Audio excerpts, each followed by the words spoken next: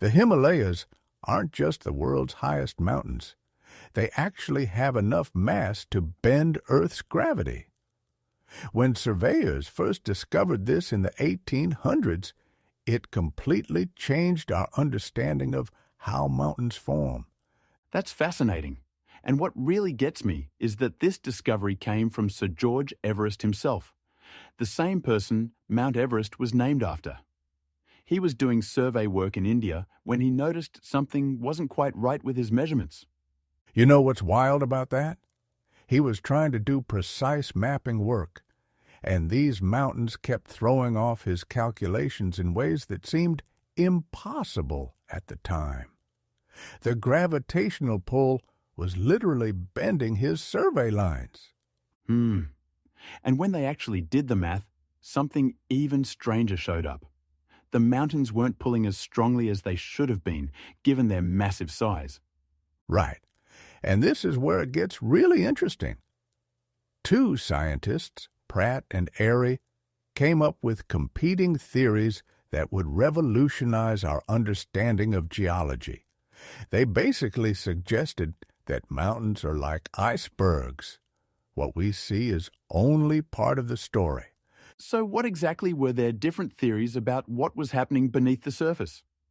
Well, Pratt thought the rock under mountains was less dense than normal, while Airy proposed these massive mountain roots made of lighter material extending deep into the earth.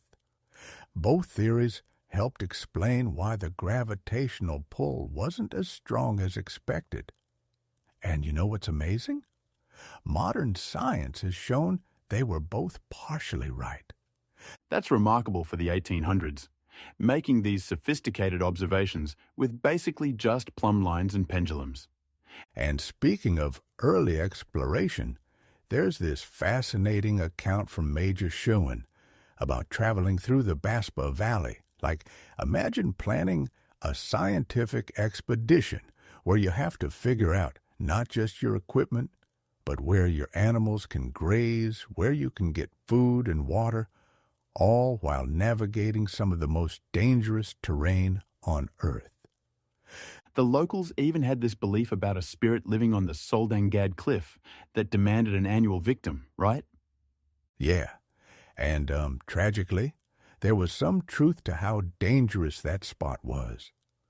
Schuon documented an incident where a boulder came loose after heavy rain and killed both a mule and a Sikh orderly. It really shows the risks these early explorers took in pursuing scientific knowledge. That level of dedication to understanding how our planet works, it's pretty incredible when you think about it. You know what really gets me? These surveyors probably had no idea their work would lead to such profound insights about Earth's structure. They were just trying to make accurate maps, and they ended up discovering fundamental truths about how mountains form. And modern scientists are still building on their work today, though with much more sophisticated equipment. Like, we now use satellite data and advanced computational models to study mountain formation, but the basic principles these pioneers discovered still hold true. They laid the groundwork for our entire understanding of plate tectonics. That's exactly right. The Himalayas continue to be this crucial natural laboratory for understanding Earth's processes. And here's what I find most mind-blowing.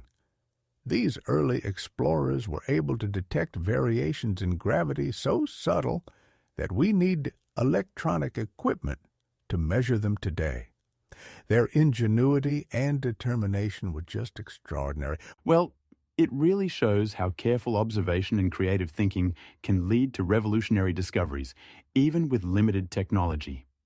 Looking ahead, I think there's still so much we can learn from studying the Himalayas. Modern research is revealing new details about how mountains affect weather patterns, climate change, and even the movement of Earth's crust. These pioneers gave us the foundation, but we're still building on their work today.